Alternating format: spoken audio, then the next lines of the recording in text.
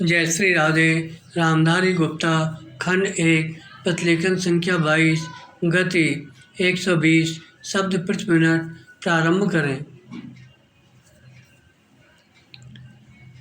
अध्यक्ष महोदय, मानव संसाधन विकास मंत्रालय की मांगों के संबंध में बोलने के लिए मैं खड़ा हुआ हूँ। शिक्षा की पद्धति के बारे में, उसमें परिवर्तन लाने के बारे में, इस क्षेत्र में हमें जो असफलता हाथ लगी है उसके बारे में अभी मेरे मित्र ने बहुत कुछ कहा है।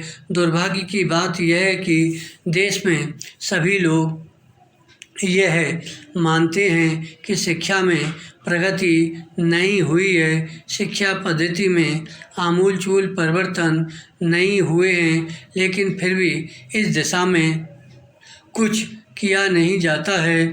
ऐसा प्रतीत होता है कि इस विषय में कुछ भी करने की स्थिति में हम नहीं रहे हैं। विराम। स्थिति ज्यों की त्यों चली आ रही है। इतना होने पर भी शिक्षा की मद पर होने वाला जो खर्च है और जो उसके लिए धनराशि आवंटित की गई है वह भी बहुत थोड़ी है।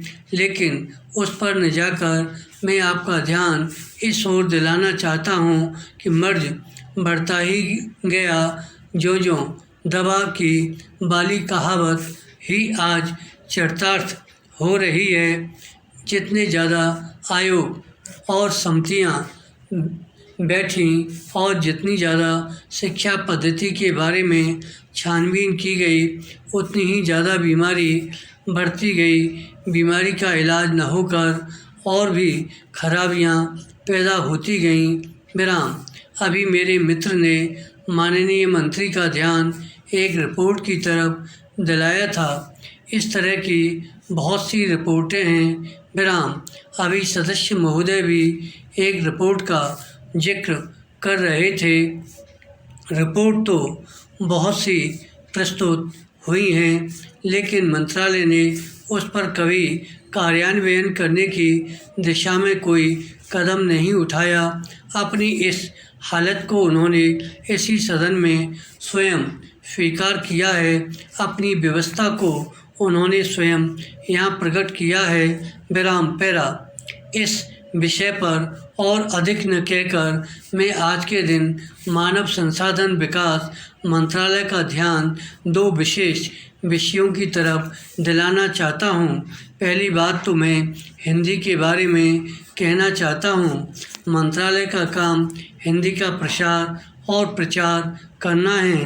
हिंदी हमारे देश की राष्ट्रभाषा है। संविधान ने उसको राष्ट्रभाषा का स्थान दिया है, लेकिन हिंदी को वह स्थान अभी तक भी ठीक से प्राप्त नहीं हुआ है। इसके कई कारण हो सकते हैं। एक कारण हिंदी प्रेमियों का अधिक उत्साह हो सकता है। दूसरा, दलगत राजनीति से प्रभावित होकर राजनेताओं का भाषा के बारे में अपनाया गया दृष्टिकोण हो सकता है। धन्यवाद।